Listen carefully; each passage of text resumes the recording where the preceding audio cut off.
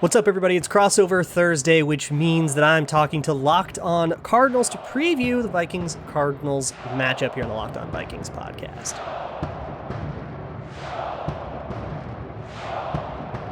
Ooh-wee! You are Locked On Vikings, your daily Minnesota Vikings podcast, part of the Locked On Podcast Network, your team every day.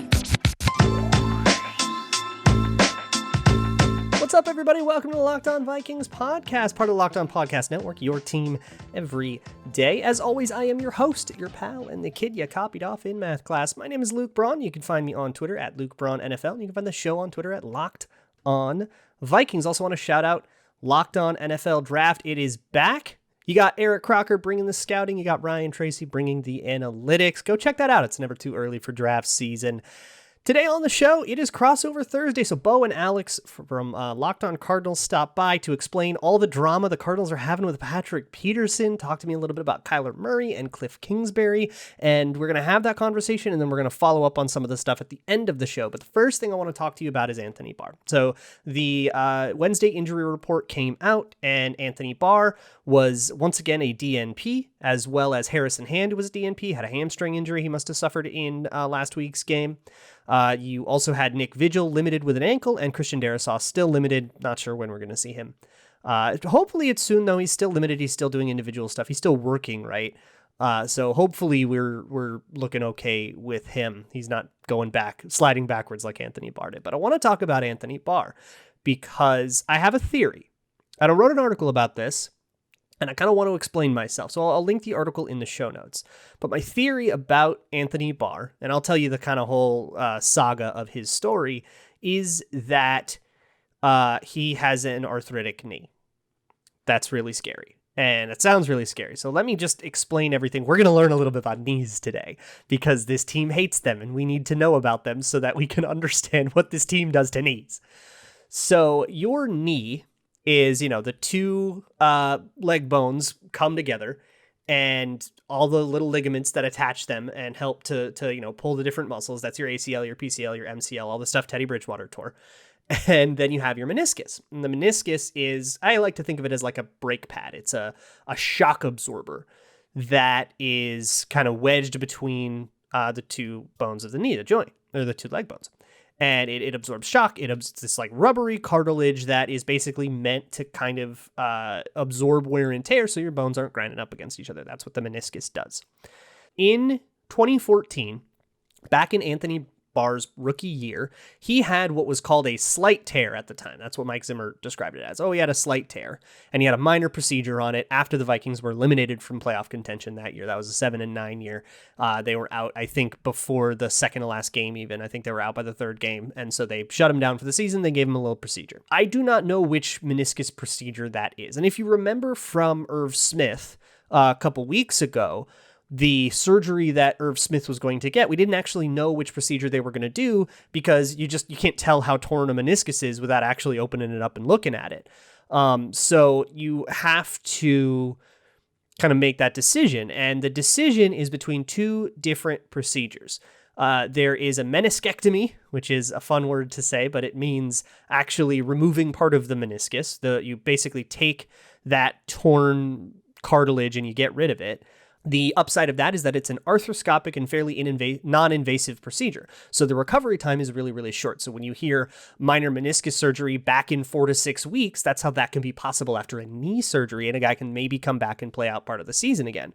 The problem is long-term because you are removing meniscus. You have now less of that rubbery cartilage, less of that shock absorber, and so it's going to degenerate as it continues to take NFL level wear and tear. That the rest of your meniscus, the remaining meniscus, will work too hard and it will start to degenerate. And degenerated meniscus cartilage causes the same problems with inflammation and irritation and stiffness. And all of that stuff is what we usually refer to as arthritis. That's what knee arthritis is. So I don't know if Anthony Barr has suffered from this particular fate, but we have some evidence.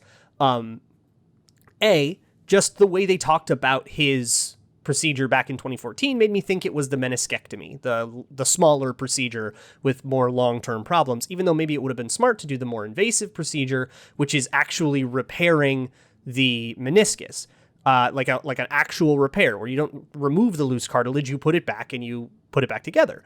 And so you don't lose any of that and you eventually get full functionality, but that one's a little bit more involved. And so the recovery time is longer. So if you do that in the middle of the season, a lot of players will opt away from that. This was at the end of the season. So I don't know why they wouldn't have done the tear, but the way they talked about it, or the repair, but the way they talked about it, they might have just not thought that they had to because it was just such a small little thing. But here we are 7 years later, 7 years of wear and tear later. And if you look at Anthony Barr's injury history, outside of the pectin, he broke his hand once and those aren't related, but there are 3 different leg injuries, a couple of groins and a hamstring. And those all happened on his right leg. And those can happen to somebody with a healthy knee too. So again, this is not definitive at all, but if your knee was getting a little stiff, maybe if you didn't have the flexibility you maybe used to have, and maybe you overexerted a little bit hard, that's what a strain is. A groin strain and a hamstring strain is you overstretched, you overexerted. And that would knock him out for a game or two here and there throughout his whole career, which brings us to now where he's dealing with this knee injury. And if you hear what Mike Zimmer said about this knee injury, he says things like, well, it's a thing he's always dealing with something. His health is a concern. Those are both quotes from Mike Zimmer. And the way that the knee has behaved also kind of tells us that if it's not arthritic, it's an injury that's behaving similarly, where the thing about an arthritic knee is if you do try to put too much work on it, it'll flare up the next day. And if he was experiencing some soreness in the preseason, and then they basically gave him a month of rest, so whatever flare up would have gone down, then they didn't put him on IR because they didn't think that he was, they thought he was going to be able to practice. They were saying, hey, we're not going to put you on IR. We're putting you in the game next week. And then he comes in Wednesday, he practices, he wakes up on Thursday, and he has soreness, which is, again, all sourced information from Mike Zimmer pressers. These are things he just told us, public info. And that sounds like arthritis. It sounds like his knee flared up. And his knee is still flared up. He didn't practice on Wednesday again. So how much rest is he going to need? Now, you don't know when the flare-up is going to go down. You don't know when the soreness is going to go away. And there are some treatments you can do. The couple of common ones in the NFL are Toradol, which is basically a super anti-inflammatory that you inject. It is terrible when you use it in repeated doses. The NFL has strongly advised the players not to. There's not a rule against it, but they're like, hey, don't use this every week as like a general painkiller because your kidneys will fail, which Albert Hainsworth thinks that's what happened to him. He had to have a kidney transplant, and he thinks that it's because of Toradol. The other one is cortisone shots. And cortisone is another anti-inflammatory that you inject directly at the site of the pain. It can have some long-term impacts too. So either way, you kind of have to make this decision as Anthony Barr. How much longer do I want to do this if it is sacrificing my long-term health just to not be in so much pain that I can't play? Again, all of this is just a theory. So I'm not sourcing stuff. I just am reading the tea leaves, and it kind of looks like this would be an arthritic knee situation. It's a pain management and it's a stiffness issue, and it's not a thing that's going to go away. You can put him, chock him full of cortisone the day of a game, and he can get out there and play, and you can do that for as long as Anthony Barr wants to. So we're going to get to Crossover Thursday in a little bit here, but first let me tell you a little bit about Rock Auto. If you are a car person, if you're a DIY or gearhead, you like to work on cars, and you're looking for a good place to get car parts, Rock Auto is the perfect place for that. It is an aggregator where you can buy stuff directly from the manufacturers. You don't have to go to a brick and mortar auto shop and ask them if they have the part in the back, and they'll say they ship it in 2 to 4 weeks. Just get it shipped directly to your door and save a little money to boot because you're cutting out that middleman. You can just enter your make, your year, and your model, get whatever parts your car needs. You can get other supplies too. If you're not like a gearhead, you can get jumper cables. You can get windshield wiper fluid, stuff that you just need to kind of have around. Anything you can find on rockauto.com. And at checkout, there's a How You Heard About Us section. Make sure you let them know that Locked On sent you, because if you don't, the bunnies are never going to be able to pay off their gambling debts. Rock Auto, amazing selection, reliably low prices, all the parts your car will ever need. All right, everybody, we're here. Crossover Thursday. I'm here with Bo, Brock, Alex, Clancy of Locked On Cardinals. Of course, I'm Luke Braun, Locked On Vikings. It's time to talk about these weird Cardinals. And I have a couple of central questions. And the first one is, are you all okay? because there seems to be drama. What can you tell me what is going on with Chandler Jones and Patrick Peterson seems bitter, which is like very much not our fight. Like we're like Vikings fans, we're like, I don't know what's up with Peterson and the Cardinals. Seems like their deal to handle. But like, what are y'all okay? Take it, Bo. Yeah, I mean, we are okay. As far as what's going on behind the walls in the facility in Tempe, Arizona, and also on game day in Glendale, and then the whole drama, the soap opera with P2. We call him P3 on our podcast because we felt like he was really petty this offseason after he signed a pretty lucrative deal. He couldn't keep the Cardinals off his lips. But I love that so much. Petty Patrick Peterson. It's weird because Patrick Peterson between 2011 and 2017 was a model citizen, model teammate, philanthropic in the community. He was on the road to be the successor to Larry Fitzgerald, another great Minnesotan. And then 2018 hit, the Cardinals faced adversity for the first time in a long time after the Bruce Arians era, and he didn't like it. He wanted out. He wanted the first bus out of town, private jet, whatever it may be. And he rescinded that. He apologized months later. And then he got popped for PEDs, and he wasn't the same player after that. There was a bunch of toxic relationship type moves on social media. That's the P2 thing, and then Chandler Jones.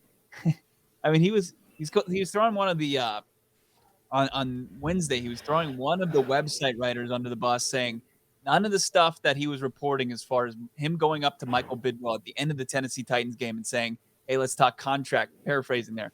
He said that didn't happen, basically. He's like, nah, I didn't go, and I didn't pat Michael Bidwell on the pockets and say, hey, let's get it done. You know what I'm talking about. Chandler Jones just came straight out on Twitter and said, that's false. This never happened. And but for the most part, Chandler Jones, he's ready to go. He's ready to make himself a lot of money this offseason. He's going to play out the rest of this contract, barring any kind of extension that's going to happen in the season. And we saw it firsthand. He balled out. He had five sacks, 2 forced fumbles. He was the defensive player of the week for the NFC. So that's the drama in a way too long, drawn out answer. He knows how to do it. Well, that's I mean, there's always a contract thing going on everywhere, right? But I want to flip to the offensive side of the ball. Please explain Cliff Kingsbury to me. I do not understand this man. What is his offense? Like, it's pistol, air raid. It seems like the Cardinals want to spread everybody out and kind of outspeed everybody. And it kind of seems like they want to do that on defense too. But I don't know what is the offense? Okay. So this is the way I describe it. He puts together a great movie trailer, but the movie's not awesome.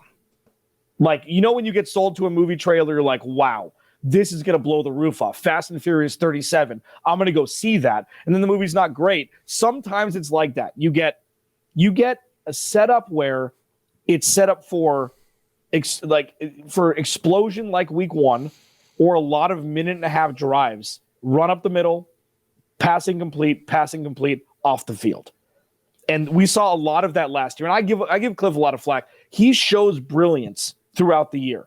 The frustrating part is it's not aligned for an entire game or close to it like it was on Sunday. So yeah, there's a lot of spreading out. But when I talked about this, like with Christian Kirk and or Rondale Moore playing the Larry Fitzgerald role, the pop is back.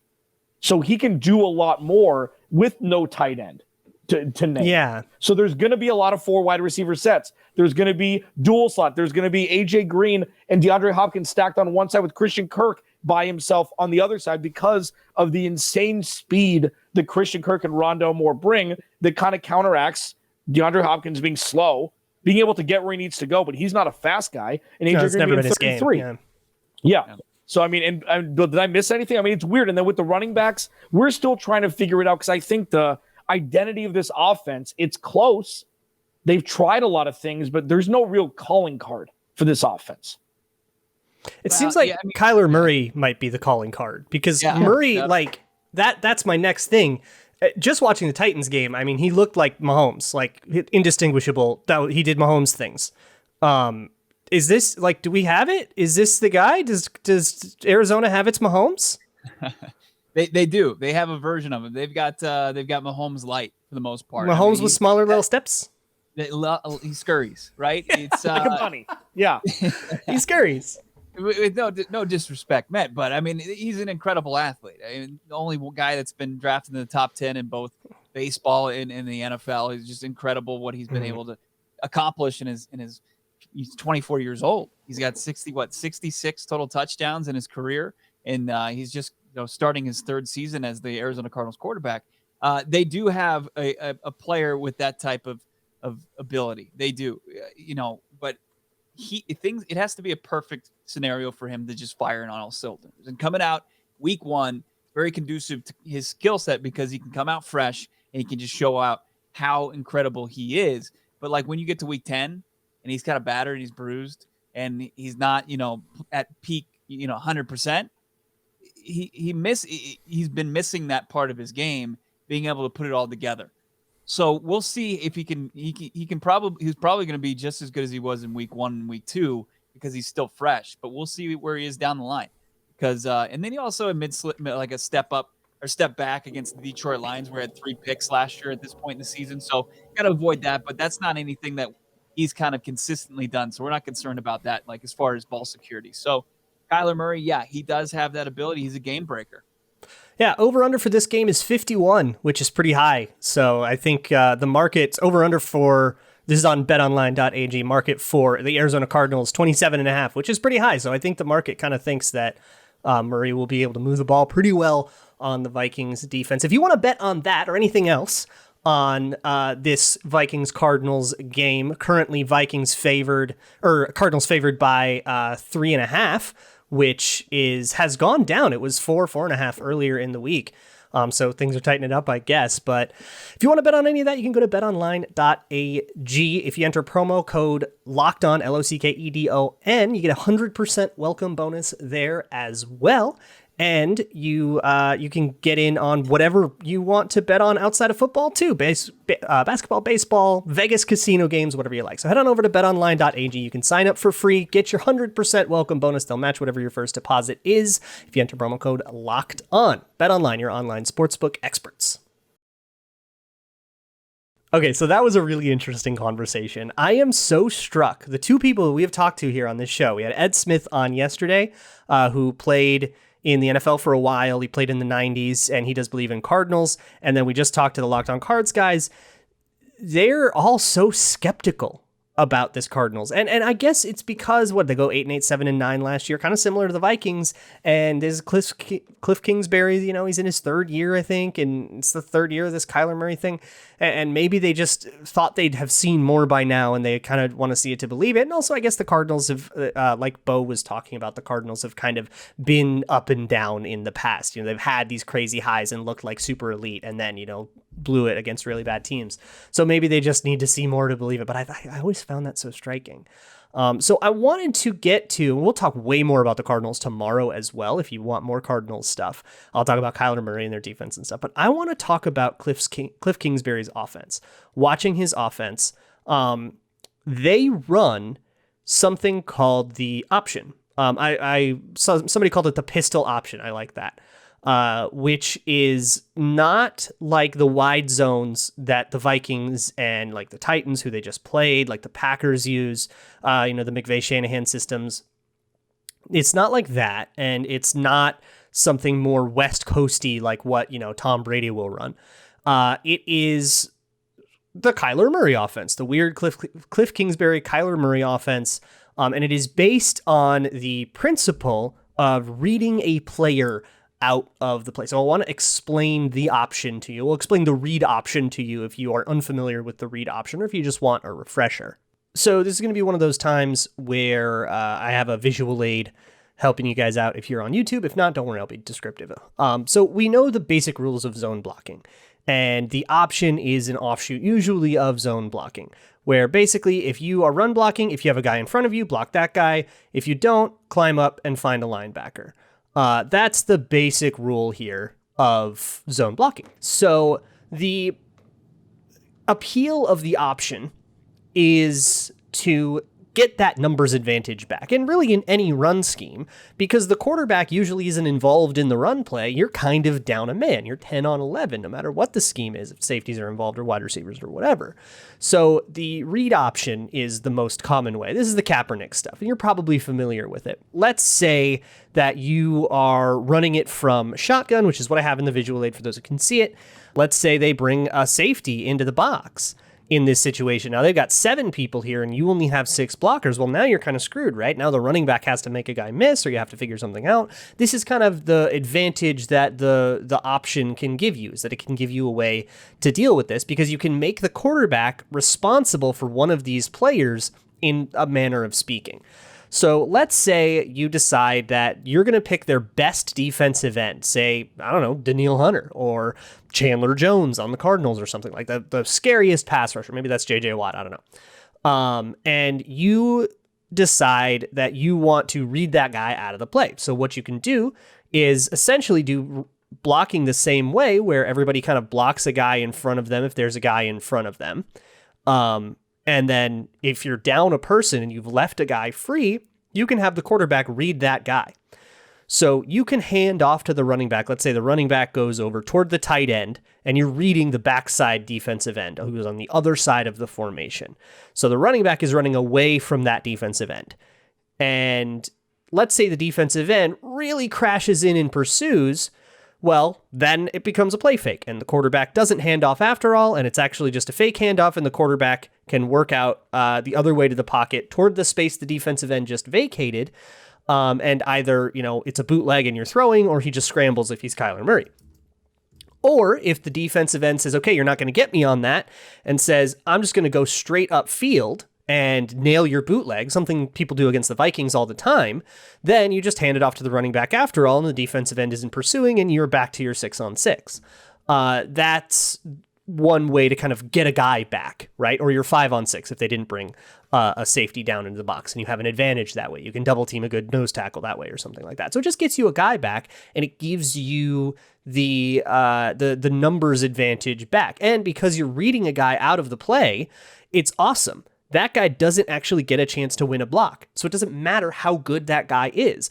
And that's just like one play of the read option. The actual options we see in the NFL, and way more at the college level too, where all of this is borrowed from, including Cliff Kingsbury himself.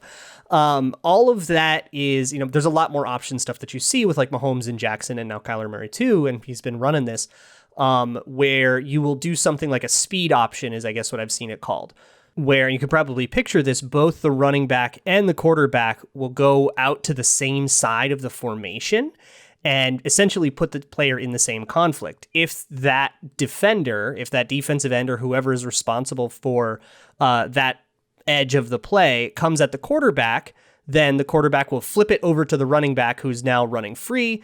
And if the defender, tries to have a little more discipline and maybe scrape over and maybe try to occupy a little bit more of the space, the quarterback will just kind of run right through them and split the gap and get a sizable gain. All of this is like staples of that Kyler Murray system, and that's just part of their run game. And they have all sorts of different ways of using misdirection and using crowded backfields and multiple running backs and stuff to essentially make it really, really, really difficult to see where the ball is going. So the Vikings will have to be really, really disciplined in how they'll have to, not over pursue things and not kind of get out of their gaps.